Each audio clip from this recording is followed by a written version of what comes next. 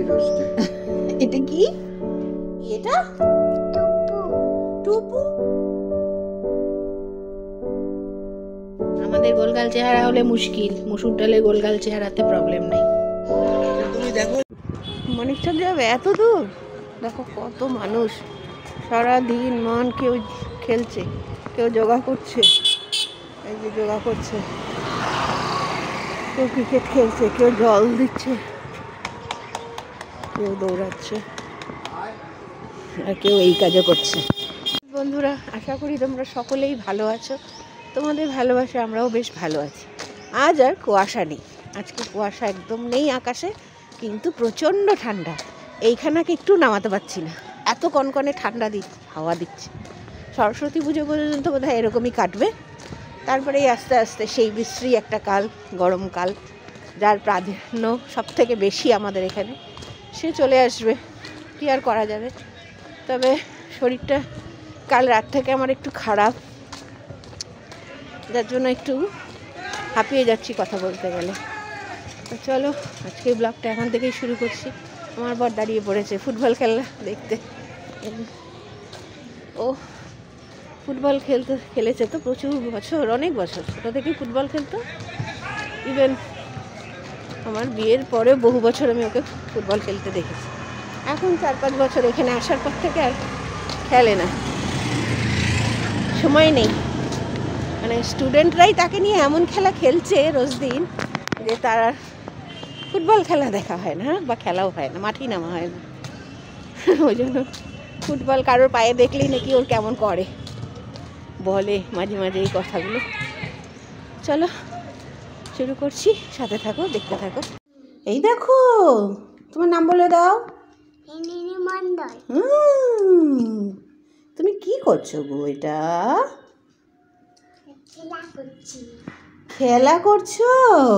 ওরে বাবা লে, ওলি আমার ছোনার বাবা লে, কি খেলছো এটা? এটা কি বলো? এরোপ্লেন। আচ্ছা, প্লেন বললেই হবে এখন, আপাতত প্লেন বলো। প্লেন। প্লেনের মধ্যে কে বসে আছে? সিঞ্জিনি নাকি? সিঞ্জিনি বসে আছে? সিঞ্জিনি তো সোফায় বসে আছে। সিঞ্জিনি তো বসে নেই, সিঞ্জিনি তো সোফায় বসে আছে। সোনাবুড়ি, পুকুনি পুকুনি পুকুনি। এটা কি? এটা টুপু। আর এইটা, এই যে জামা টুপু সোয়েটারের সাথে, এটা কি? ওটাও তো টুপু, ওটাও তো টুপু। তুমি রাতে ঘুমিয়েছিলে? ঘুমিয়ে ঘুমিয়ে কি দেখলে? স্বপ্ন দেখেছো? কি স্বপ্ন দেখেছো? আমি কত স্বপ্ন দেখেছি। তাই? দিয়ে ঘুমিয়েছি। ফোন দেখেছো? না। ফোন দেখোনি তো? না, মা তো এইদিকে ঘুরে যায়। দেখতে দেয় না? না। মা দেখতে দেয় না তোমাকে? ওলে বাবালে, ওলে বাবালে, সোনা বুড়ি। মা চলো, মা আবার স্কুল যাবে, চলো দেরি। আচ্ছা চলো চলো, মার দেরি হয়ে যাবে, তুমি খাবে এখন আবার। এখানে বসে পড়েছি রোদের মধ্যে, রোদও একটু পোহানো হবে, আর তার সাথে সাথে এখানে সবজি কাটছি। আর ঘরে বসিয়ে দিয়ে এসেছি কম করে আজ করে ভাত, একদিকে ভাত আর চা করে নিয়ে এসেছিলাম। চা আর ভাত একসাথেই বসাই, ভাত তো অনেকক্ষণ সময় লাগবে, ভাত হচ্ছে, কমানো আছে। আর এখানে ভাবলাম একটু বসে সবজিটা কেটে নিই, কুটে রেডি করি, তারপরে বসাবো। চলো সাথে থাকো, দেখো কি রান্না করি আজকে। আজ করব লাউ পাতা দিয়ে, অন্যান্য সমস্ত সবজি দিয়ে লাউ পাতার ঘন্ট, বা বলতে পারো তরকারি। সেটার জন্য সব কেটে নিচ্ছি সবজিগুলো, গাজর, মিষ্টি আলু, এমনি আলু, তারপরে আরও অন্যান্য সবজিগুলোও দিয়েছি, সব কাটছি। আর হঠাৎ করে হ্যাপি রোস্টে। এটা কি? রোজ? রোজ ফোটেনি তো, ওই জন্য। আমার আজকে রোজ ডে। হঠাৎ করে আমার বেরসিক বর রসিক হয়ে গাছ থেকে একটা জবা ফুল তুলে এনে বলছে হ্যাপি রোজ ডে। বোঝো অবস্থা, বলে রোজ তো একটাও তুমি ফোটেনি, সেগুলো আর যা ফুটেছে সেগুলো তো ধরলে পরে আমিই চিৎকার করব যে গাছ থেকে কেন ফুল ছিঁড়েছ। ওই ভয়েই মনে হয় জবা ফুল তুলে নিয়ে এসে আমাকে বলছে হ্যাপি রোজ ডে। যাই হোক, এই খুনসুটি করতে করতেই জীবনের এতগুলো বছর কেটে গেল। কখনো টক, কখনো ঝাল, কখনো ঝগড়া, কখনো ভালোবাসা, এই নিয়েই কিন্তু দাম্পত্য এগিয়ে চলে। আর যে এটার মজা না নিতে পারবে সেই কিন্তু বলবে, না বাবা বিয়ে করব না।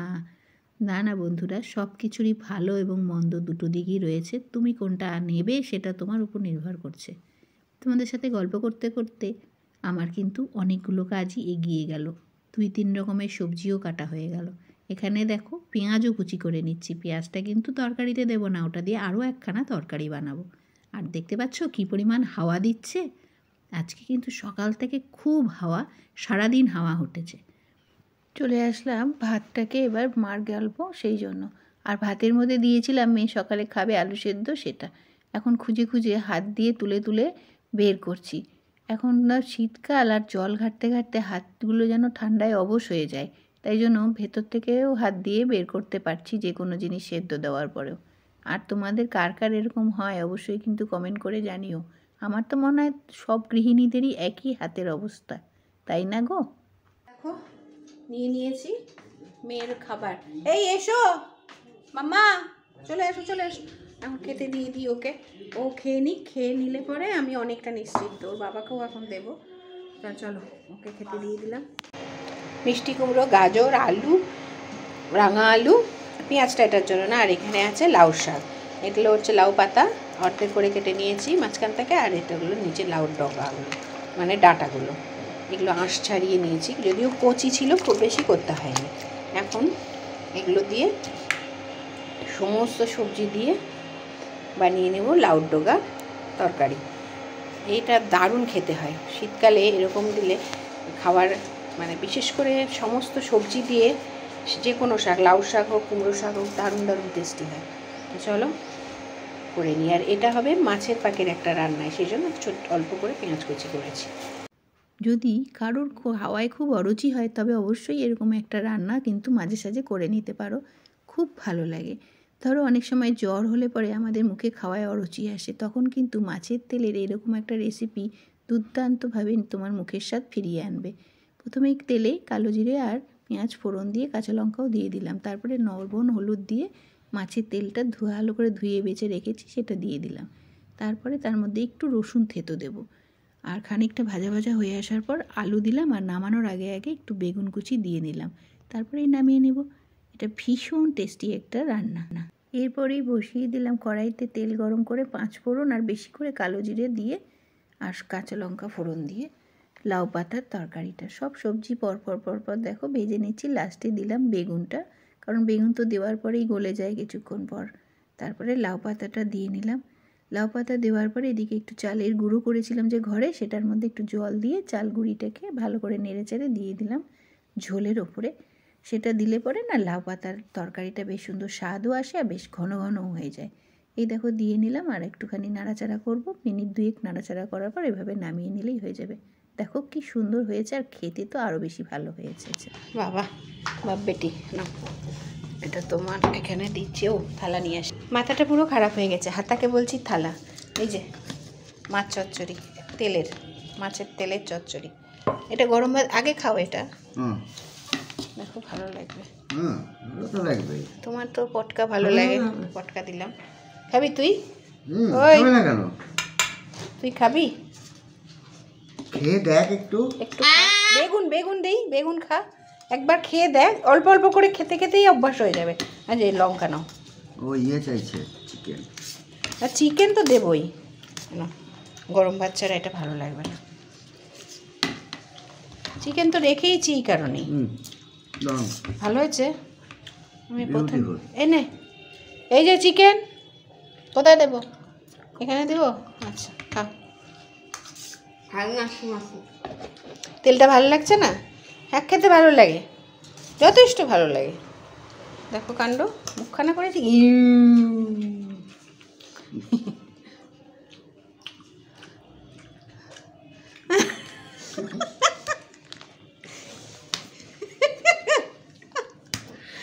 চিকেন নিয়ে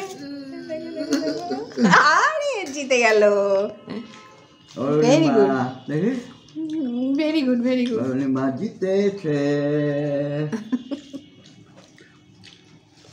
আমারটা ভালো না, বাবারটা ভালো না। বল, ইস, চুলটাকে বলি কেটে দিই না। ভালো চিকেনটা, ভালো চিকেন, ভালো।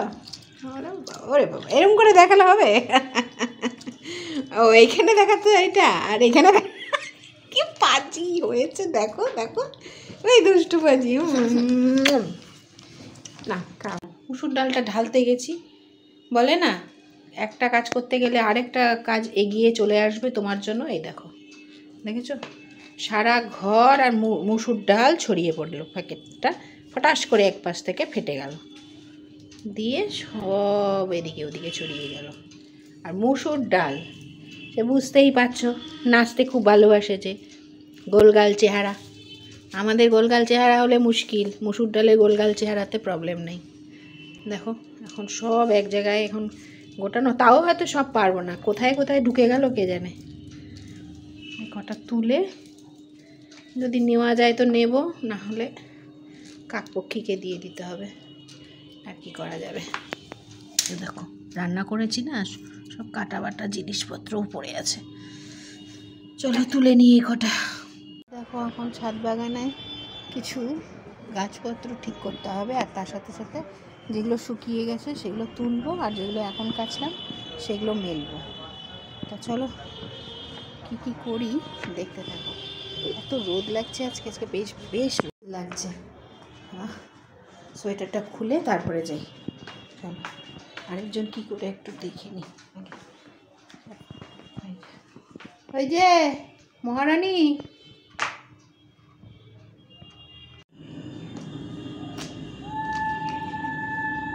এ দেখো ট্রেন যাচ্ছে, বাড়ির সামনেই রেল লাইন আছে, তো খুব সামনে নয়, 1/2 কিলোমিটার হবে। শীতকাল তাই আওয়াজ পাওয়া যাচ্ছে। এখানে নিয়ে বসে পড়েছে, এখানে আছে মাছের তেল পটকা, সেটা সুন্দর করে একটা রেসিপি, বেগুন আলু দিয়ে, আর এটা ভীষণ টেস্টি হয় খেতে, আমি ভীষণ ভালোবাসি এই খাবারটা খেতে। এখন আমি নিজের জন্য একটু কফি বানাবো, কফি করে নিয়ে তারপরে একটু মেয়েকে পড়াতে বানিয়ে নিলাম। সুইট কর্ন মশলা, এর মধ্যে দিয়েছি গোলমরিচ, একটু বিট নুন, গরম মশলা বলছি, এই বাটার, আর তার সাথে একটুখানি চাট মশলা, এই দিয়ে বানিয়ে ফেললাম সুইট কর্ন মশলা। এই দেখো গলে গেল বাটারটা, ঠিক আছে। নিয়ে নিই কফি, শীত যাওয়ার আগে জমিয়ে কয়েকদিন কফি খেয়ে নিতে হবে। আমি কিন্তু কফি ভালোবাসছিলাম না, কিন্তু কেন জানি হঠাৎ এখন কফি লাভার হয়ে গেলাম। কখন কি টেস্ট বদলে যায় মানুষের জিভের, বলা মুশকিল। তা চলো কফি খেয়ে নিই, আর এরা এটা খেয়ে নিক, ওর বাবাকে আর মেয়েকে দিই। মেয়ের অবশ্য দুধও গরম করেছি, কিন্তু কফিটা বানাবো। কাপ নিয়েছি, কফি টফি দেওয়াই আছে, আগে খাবারটা দিয়ে আসি। চলো, এই পড়িস না, এই যে দেখো কফি দেওয়া আছে, দিয়ে আসি। এলাম, এনে আয় আয় আয়, দুজনের দুটো খেয়ে না। এই এই খেলে খাও, তাড়াতাড়ি খাও। বানিয়ে নিয়েছি কড়াইশুঁটির কচুরি, এখানে আছে, ওখানে আরও আছে। আজ রাতে রুটি করিনি, কড়াইশুঁটির কচুরি করলাম। পুরটা কড়াই ছিল কিছুটা, আর একটু নাড়চাড়তে হলো, দিয়ে এখন কড়াইশুঁটির কচুরি করে নিলাম। এখন সবাই এটা দিয়েই আজকের ডিনার সারবো, যদিও বরের মাছ রয়েছে, মাছ করেছি যেটা, সেটা ও খাবে, কড়াইশুঁটি কচুরি দিয়েই মাছ খাবে। তা চলো আজকের ব্লগটা যদি তোমাদের ভালো লাগে তাহলে অবশ্যই একটা লাইক করে দিও। আর ব্লগটা আমি এখন শেষ করছি, কারণ অনেকটাই রাত হয়ে গেছে, ডিনার সারবো, আর এডিটিংও বাকি থাকে, দেখি কতটা কি করতে পারি। প্রচুর কাজকর্ম, এখন মেয়েকে নিয়ে একটা বিশাল কাজ চলে। একটু গিয়েছিলাম আমি, যার জন্য আরও এই স্কার্ফটা পরা, একটু এই অবস্থাতে নিচে একটুখানি ড্রেসটা চেঞ্জ করে গিয়েছিলাম। শীতের মধ্যে কোথাও বেরোতে খুব বিরক্ত লাগে জানো তো। গিয়েছিলাম হচ্ছে মেয়ের একটা, তারও ছেড়ে তেল গরম হয়ে গেছে, মেয়ের একটা এসে আছে, ওই জ্যাকেটের চেন নষ্ট হয়ে গেছিলো। জ্যাকেটটা এত ভালো, চেনটা নষ্ট হয়ে গেছে, সেই জন্য ওটা ঠিক করতে গেছিলাম। অনেকটাই রাত হয়ে গেছিলো, পড়ানোর পর গিয়েছি, সেখান থেকে এই ফিরলাম। ফিরে এখন ময়দা মেখে পুর একটুখানি করতে হলো, কিছুটা ছিল বাকিটা করতে হলো, পুর করে এই যে এখন কড়াইশুঁটি কচুরি করলাম। গরম গরম করে এখন ভেজে ওদেরকে খেতে দিয়ে তারপরে আজকে রান্নাবান্না সংসারের কর্ম কিছুটা নিস্তার। আবার শুরু হয়ে যাবে ভোর না হতেই, 6টার আগেই, ভোর 6টার আগে। এখন তো ভোরও শীতকালে 6টায় হয় না। চলো আজকের ব্লগটা এখানেই শেষ করছি বন্ধুরা। আবার দেখা হবে তোমাদের সাথে নতুন আরেকটি ব্লগে, নতুন আরেকটি সকালে। ততক্ষণের জন্য সকলে ভালো থেকো, সুস্থ থেকো।